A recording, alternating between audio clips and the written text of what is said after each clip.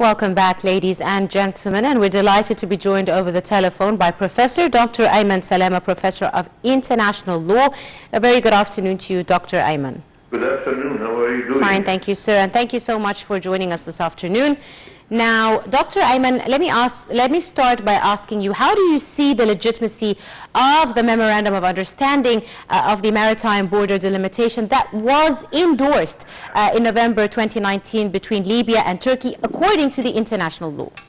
Yes, beyond any doubt, the bottom line is that the international maritime law obliges all maritime states, coastal states, before they endorse such delimitation conventions, like what happened in November 2019 between Libya and Turkey, to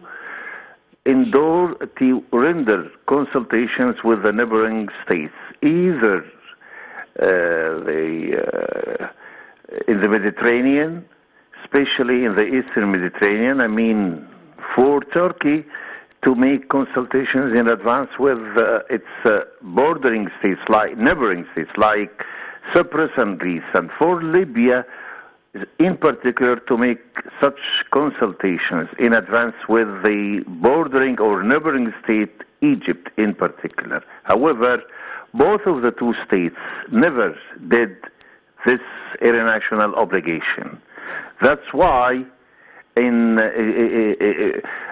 immediately after the endorsement of the concerned convention between the two states, Libya and Turkey in the Mediterranean, all states, especially in the Mediterranean, and the utmost state in this regard is Egypt, in addition to Greece,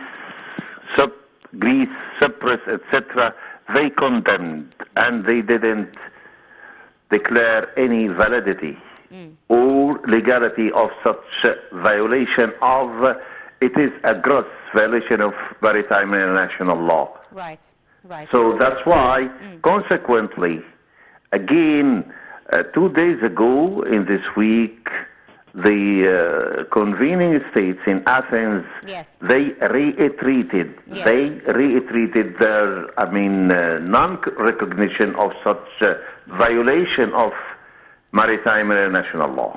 And what is the significance of this reiteration, the importance of the statement that they released in Athens on behalf, of course, of the ministers there, in accordance with the international law standards and the need to continue to follow these standards?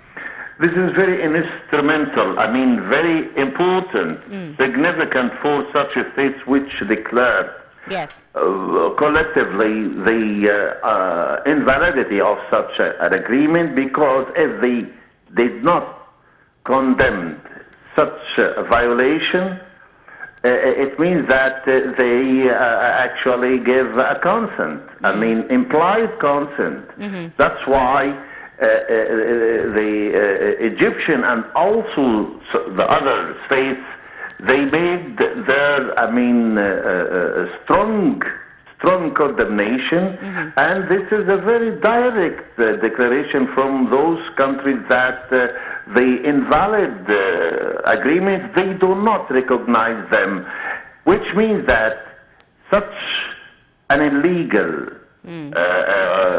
convention or agreement will not have any repercussions, any effective or positive consequences upon those states. Yes, absolutely right. Professor Dr. Ayman Salama, Professor of International Law, thank you so much, sir, for your time and for your insight on our edition of Cairo Local Time. And we continue right after the short break. We'll be right back for more. Do stay tuned.